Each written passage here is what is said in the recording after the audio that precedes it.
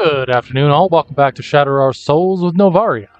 Now, today I want to actually explore a theory that came across my For You page in the recent past. And for lack of better terminology, the theory itself is the real legend theory.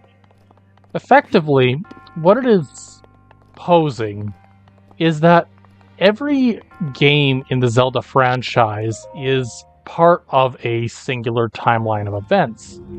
But there's now, what, 5 separate timelines going on? Technically. Whether you're talking about the prehistory up to Ocarina of Time, the Fallen Hero, the Child Link, the Adult Link, now there's also the unified timeline theory stemming from the original Hyrule Warriors, and you have the current timeline that we're currently in Breath of the Wild, which we'll call the new history of Hyrule, so to speak. Now, the theory itself states that there is only one timeline, that each of the 5 other sections are all just kind of there. They're stories. They are oral history passed down from one generation to the next because that's effectively how legends are passed on. Now, what I like about this theory as far as it goes is that it more or less cleans up everything we know about Zelda and its timeline shenanigans as a whole. It says, yeah, of course Link and Zelda are characters in overarching storylines. They've existed in some capacity forever. And while sure, Grandma might see this gremlin come in, break all her pots, destroy all the monsters, and then run off without ever saying a word, thinking she saw the second coming of Christ, the reality is that every single instance of the timeline being wonky has been the result of a major shift in expectations, planning, and further exploration of what the world of Zelda could potentially be. So this story about how Skyward Sword was about the creation of the Blade of Evil's Bane and how it came to be, and it not matching up with what happens in Tears of the Kingdom and the whole Roru being the first king of Hyrule thing, does, or could, in theory, make sense if you approach it from the perspective of that Roru was the original king of Hyrule, and that this is a conjecture, a story made to explain why this unfathomably powerful blade exists. The legends of the 3 goddesses and their creation of the Triforce, and how the Triforce corresponds with a few major beliefs, be it power, belief in wisdom or knowledge, or belief that courage in oneself can indeed overcome any obstacle, all tie back to this same ideology.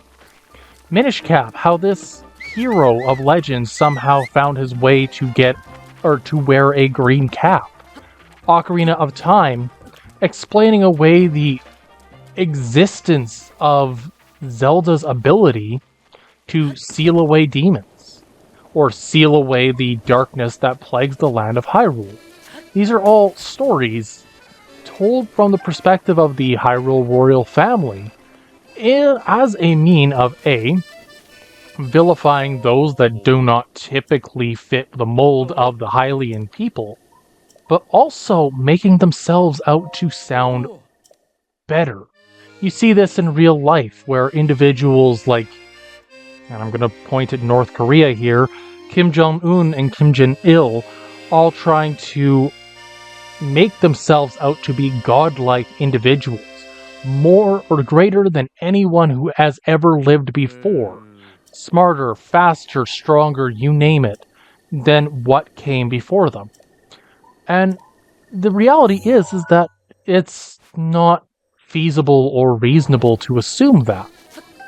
But we do see this, that people in power make stories to make themselves out to be better, to justify their means of being in power. Now, when we start getting into the realm of Twilight Princess, Majora's Mask, and Four Swords Adventures, it's explaining away different aspects of humanity. It is explaining or talking about the stages of grief and how there may be alternate worlds or places around the world that have different experiences, different hopes, dreams, and realities than our own. This is a very, very quick one-off statement about it because Twilight Princess talks at length about the dangers of power and magic, which, sure enough, Aster, in the Age of Calamity, not to be confused with Age of Imprisonment, is a well-practiced individual in the use of dark magics. And so they're talking about and vilifying these various magical entities as a means of trying to control or protect the populace from such entities showing up.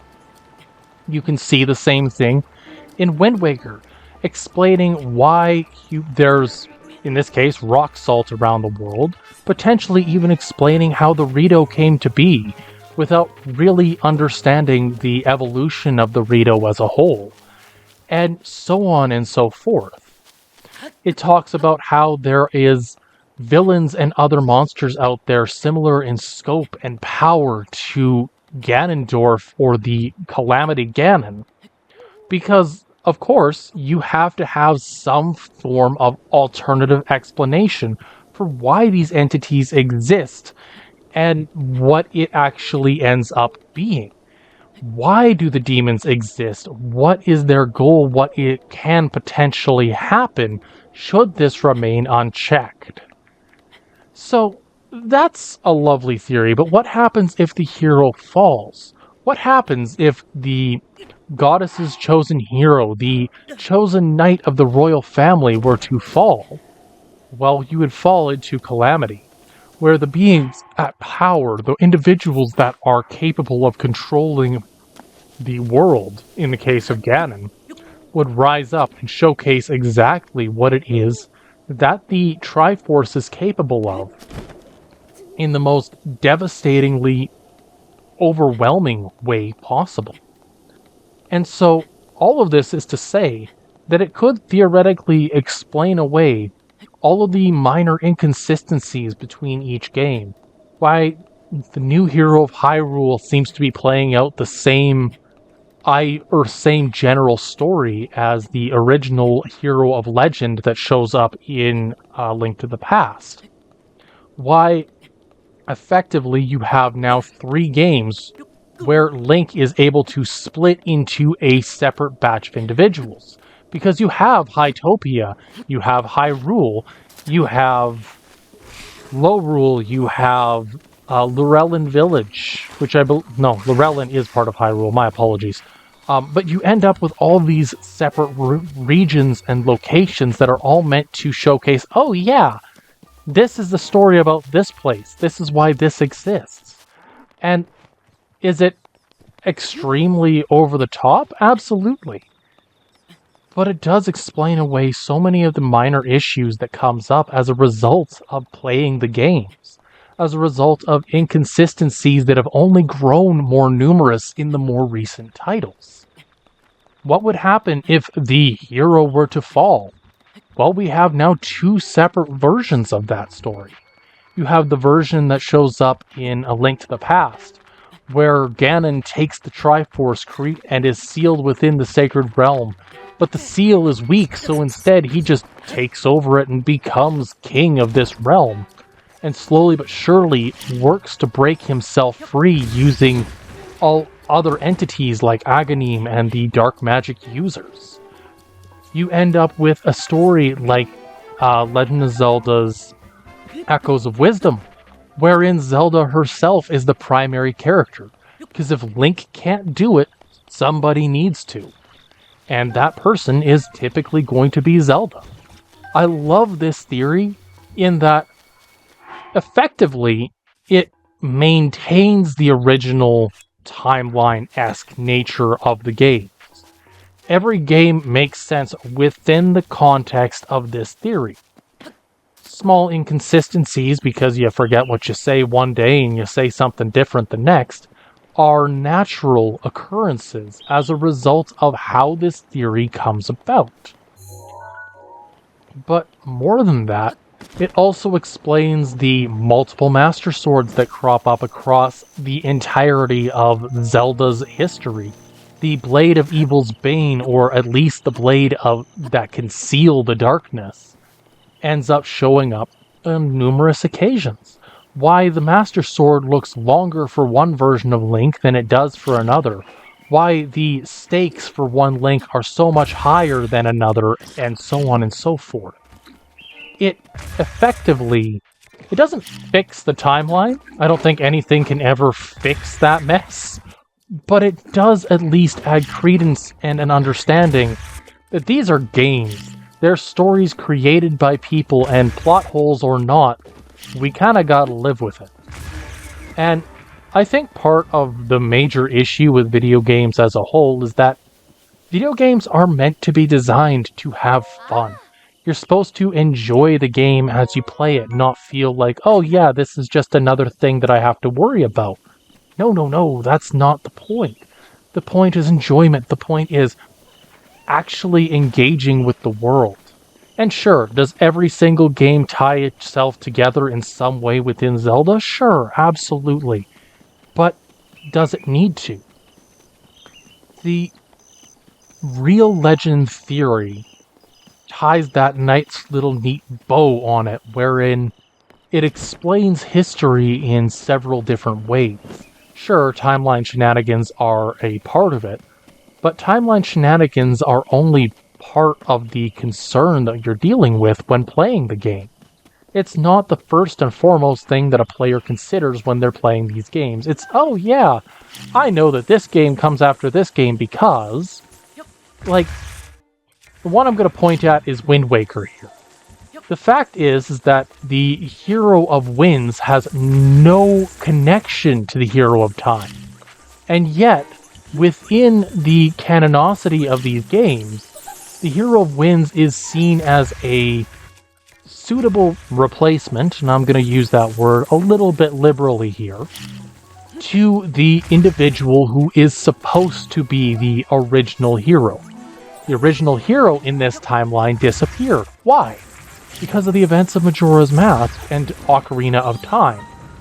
Link, in this particular state, says, I'm done being hero, let's go off on a different adventure and just explore the world. I've lived a life of adventure, I can't not have that. And so he ends up in Termina, which, of course, ends up with Link being, of course, absent in the circumstances of the fall of Hyrule at the beginning of Wind Waker. His bloodline disappears. Nobody knows where that Link ends up. And so their cop-out, their caveat is, oh yeah, it's just the spirit of the hero joining in once again at a later day. It just so happens that this particular hero has a different motivation than those in the past. Instead of aiming to save Zelda, like the earlier iterations, the ones that show up in the early timeline versions, it's his little sister. And it enforces familial values, but it also enforces that any individual could be a hero. You just need to apply yourself. And this application, this belief system, really shines through, and in my opinion, actually makes this theory more important as a statement overall, because Zelda's whole entire identity revolves in some capacity around the fact that Link is supposed to be some everyday guy who absolutely does not know when to quit, but he's supposed to be effectively an average Joe, an individual who should not be of any notable circumstance, somebody who should not be capable of doing what he does. And yet, he does it because why else? Who else will do it? And I think that is why I like this iteration of the storyline. Because nobody's going to do it if Link doesn't. And yet, who is Link? He could be me, he could be you, he could be that random kid down the street. You don't know. And again, that's purposeful, that's intentional. At least by this current theory that stands to voice the world's view of all of Zelda. Is it perfect? Absolutely not. It doesn't explain why the Gerudo are constantly vilified within the canon of the original timelines. And then they show up as more often than not, heroes or individuals closer to Hylians than we had previously expected within this current timeline. But if I know anything about gaming, and generally speaking, I definitely don't, at some point or another, we are going to get something somewhere down the line that is going to explain why the Gerudo are seen more similar to Hylians in the more recent games, comparatively to other games. And part of it has, I think, shown within the world of Echoes of Wisdom, wherein Zelda is working alongside the Gerudo for a period of time within the main storyline. So too with the Deku, the Zora, the Gorons, etc. All of these characters exist within this world for a reason. Now, I'm kind of rambling on about this a lot, because this excites me. This makes sense. And more than anything, it means that I don't have to feel like I am betraying my own beliefs of certain timelines or certain expectations, because it means that, in theory, everything that has ever existed within the canon, within the franchise, including the absolutely ridiculous Tingle's Rosy Rupee Land and whatnot, all have a place. It means that my original theory that Hyrule Warriors leads into this more condensed, confined timeline could potentially explain why all these stories came to be to begin with. And who knows? Maybe Breath of the Wild, Tears of the Kingdom, and whatnot is like a reset, where the world of Hyrule effectively fell and that the stories of the past simply existed similar to tomes or rock carvings within the basement of Hyrule itself. I don't know. But what I do know is that I am more than happy saying that at the very least it makes enough sense to me that I can go forth from here on out and say, yeah, okay, this is okay, I can work with this. I don't need to necessarily play every game one after another in sequence, because they're all just stories relating to the same character to begin with. And that, to me, as an individual who struggles when it comes to games because I have to play them in a quote-unquote canon order, it takes a lot of the stress off of me.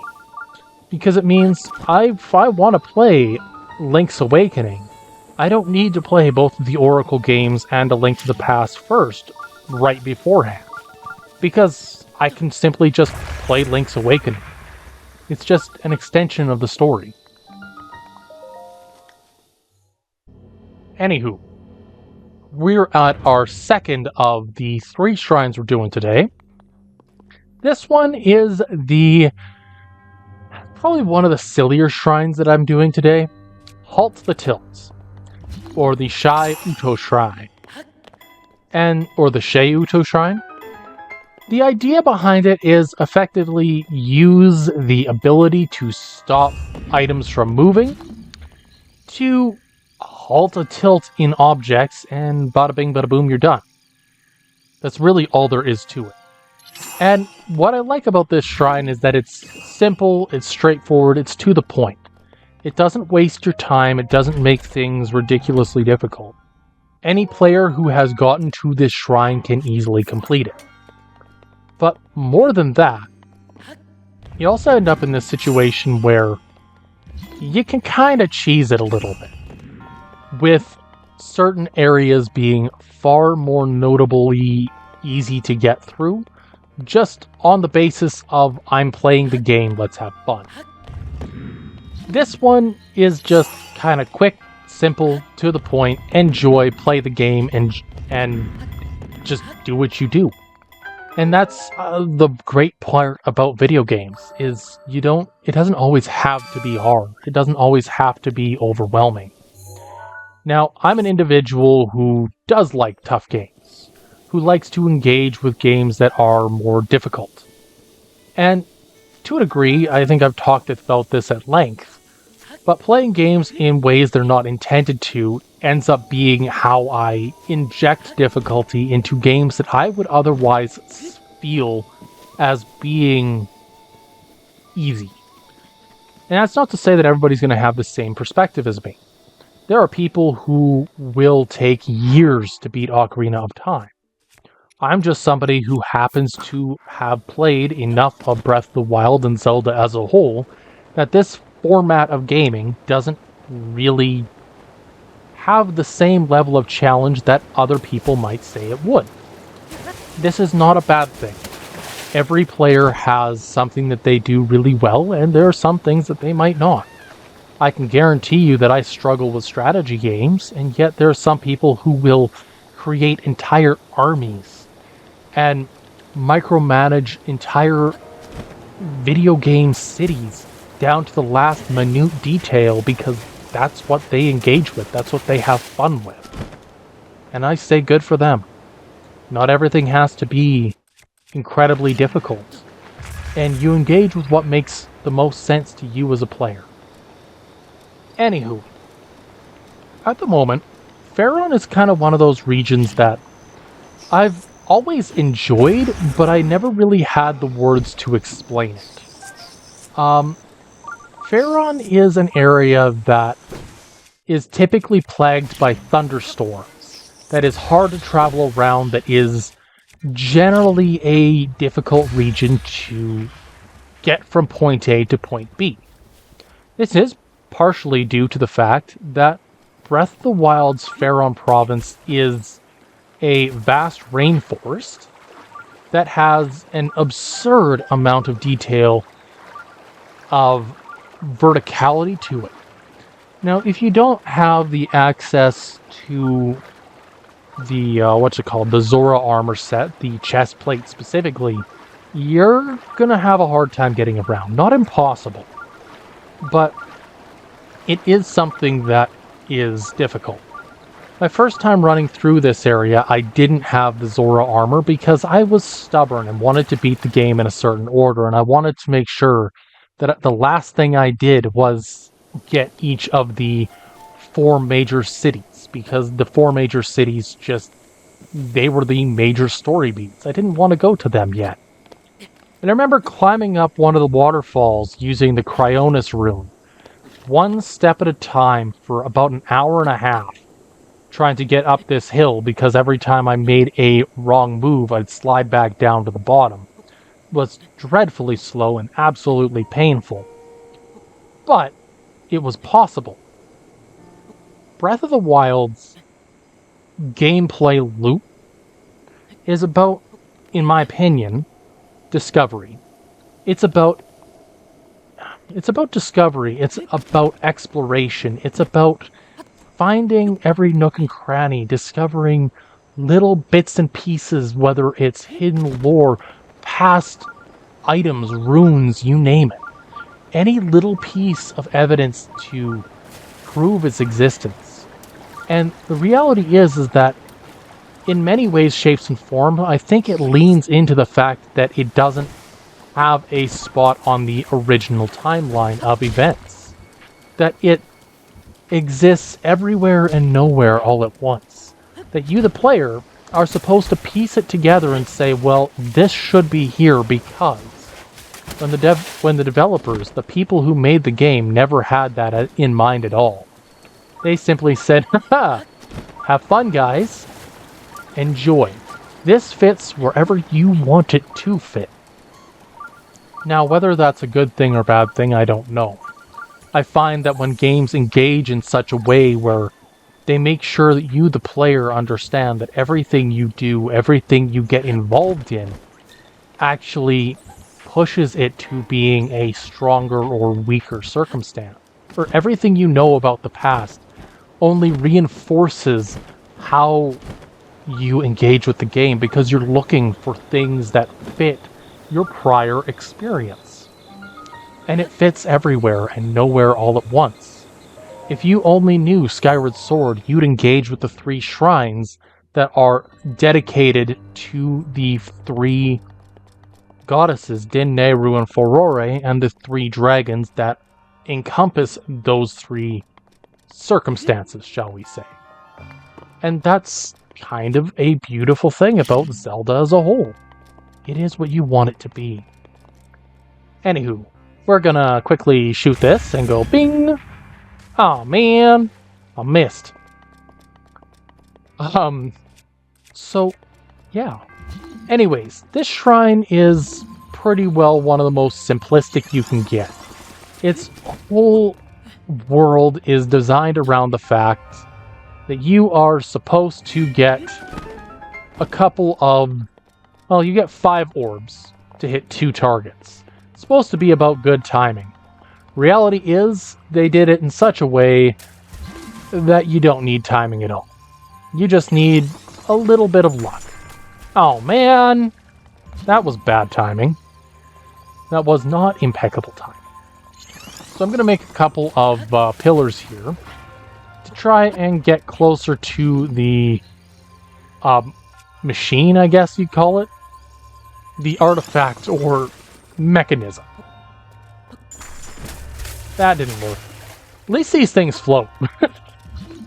But I think that's something that I need to dig into is how does the world of Zelda really mesh with itself? And reality is it doesn't. And all of Zelda has always had this kind of dissonance with itself. It says one thing one game and says something completely different the next. Your goal is effectively to try and figure out which side, what piece of information actually makes the most sense. Yeah, I'm not the one who's going to be able to tell you what it is. That I will leave to you, dear viewers.